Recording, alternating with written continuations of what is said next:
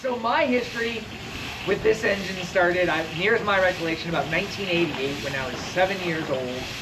And this engine was at the fair. They would bring it to the fair every year, and at that point I thought, this is really cool, and they had a string to the whistle, and they let me blow the whistle. And then for the rest of that day, I kept going back and blowing the whistle, and I started doing that every single day. Yeah, so I got to know Marvin. I remember I don't remember when it was, but I do remember the first time I was on the engine alone. Marvin was getting the engine inspected, and I was on the back helping, firing, and whatnot. And suddenly I looked up to ask Marvin a question, and he and the inspector had wandered off that way. And I was like, well, I guess I'll make sure that everything is fine here. And I just kept doing that. And I am blessed that I got to know Marvin. There's something to be said for having an old man in your life, and he was one of the old men in my life. And I learned a lot from him. I learned not only about the operation of this, but I learned how to be a really good human being, as he was. And he gave me a lot more lessons than stuff about how to run an engine. I learned what it is to lead a good life, what it is to, I always remember, I never knew Marvin as a young man, I only knew him as an old man. And I remember the point when we were up here, his body was starting to fail him, his mind was always sharp. But I just remember him having a conversation with me about how he was ready and he was just waiting. But he'd done everything he wanted to do, he'd seen his kids, and I thought, what a way to be, what a way to live a life that is full, and I thought it was amazing. So I got to learn about that, and it was really cool. So, yep, and then, after that, I worked for Cruise for years. For a while there, it was always a race to see if Marvin was going to fire the engine in the morning or me. And I did that. Gosh, I've probably been doing that for the last 5 years. Just coming out in the mornings and getting to wake her up. That's always been really fun because it's quiet and there's a lot of thought into it, and it feels really good to wake something up that's been old for a while. So I've always enjoyed that. But I've always enjoyed, the people who are around. The Troutman family has been really, really good to me, and I've gotten to do stuff that is absolutely amazing and stuff that I love. I ended up being a licensed engineer in 2 states, and it's all based around this piece of machinery here, and it's a privilege to continue to do that because not everybody gets to. Beautiful engine, but Marvin, when he started out, had a bare boiler. He didn't have any parts, and he knew it was an 80 boiler, but all the parts he could find were 75 parts. So originally this had a different engine on it, a 75, and that was partly because it was that, and partly because maybe there was no roof over the sawmill at the time. When that thing was under a load, you could sit down in the depot and you thought a train was actually coming up the track, because it was really loud and shuffling. You knew something was happening over here. You didn't have to worry about that. Of course, in the sawmill, we got a stack over our smokestack, and changing the engine, and it got a little more demure, a lot quieter, but pulls better, does the thing.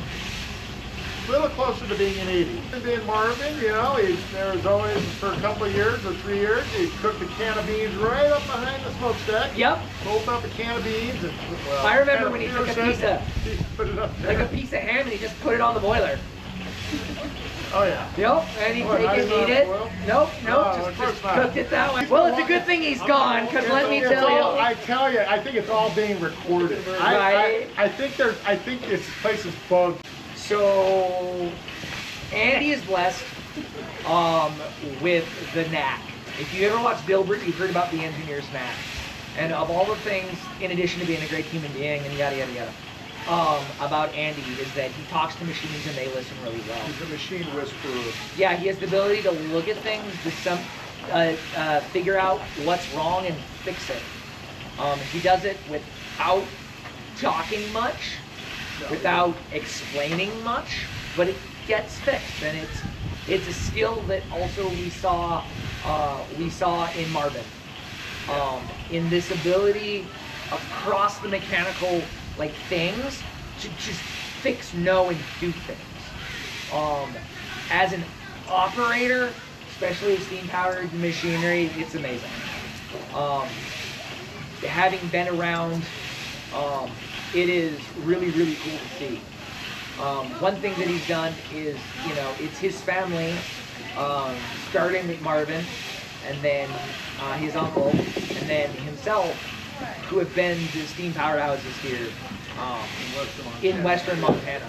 They're someone drove a steam engine over a hill to get it to their ranch. And that's a story that's told. They had a ranch northwest of town. Blanchard Creek, out by Clearwater Junction. And they use steam power in a variety of different things, different engines, different boilers. And that is really where it came from. So from Marvin doing it, Marvin worked all over the world, well, country really, and then brought it back here, and then he had steam, because I think his dad had steam, if I remember right. They did. And then, so we have stories from Bruce about working on steam. And Andy, man, I don't remember when I first ran into Andy. It was later, once I was actually out here, that he would show up, and he just knew stuff. And it's really cool to see. He's taken it upon himself to collect and restore and to understand steam machinery in a way that most people simply don't. And that's really important because it's important to him to continue to do that. And, you know, remember when I was talking about Marvin and dealing with old men? Yeah. He's kind of an old man. And so... I know, I get stumped because you're older than he is. It's true. Like, and I just get thrown by that every bloody time. But learning how to interface with that is important. And it's really, really cool. You know, I learn stuff all the time. And, you know, it was both he and Marvin who taught me sometimes, just shut up and watch. You know, ask a question now and then. You can learn more with your mouth shut and your ears open than generally you can the other way around. So there are little bits and pieces here and there that I can directly attribute to observing and watching and seeing what they do. But it is very, very fortunate that we have Andy in this location, in these circumstances right now. Yeah. I don't, you know, and as we move forward into the future, that's going to be even more important. I think it'll be a big asset to the steam community, in these parts especially. You know, and it's cool because it's not just that though. You know, he's newly married. He's a new father. That's been really cool to see as well. He likes to travel and bring his toys with him, share it with other people, which is what, you know, Marvin did. You know, he got to share it with us, and continuing to share it with us, and that's really, really cool. So, yeah, we're just really, really pleased and privileged to know a guy, as it were. So, let's see, what has Andy done? Andy put a steam traction engine in the homecoming parade, which hadn't been seen since Bud King did it. Yeah. Yep. He was actually really instrumental in getting steam, in keeping steam at the fair as long as it was. Yes, he did. Again, which is something that Mr. King did. You know, he's been a really important part of the Montana Steam Engineers Association. Currently Vice President of the NT Power Association. Yeah, he doesn't, I think my favorite is if he has an opinion, he'll let you know.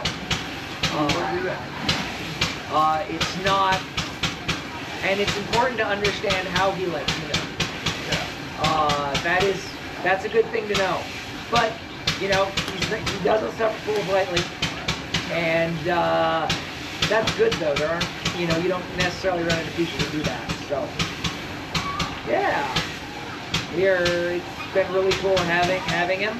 We look forward to see what the next couple of years bring, both out here and in Montana in general. So, and as I like to say, we are continuing to have a blast preserving the past. That's why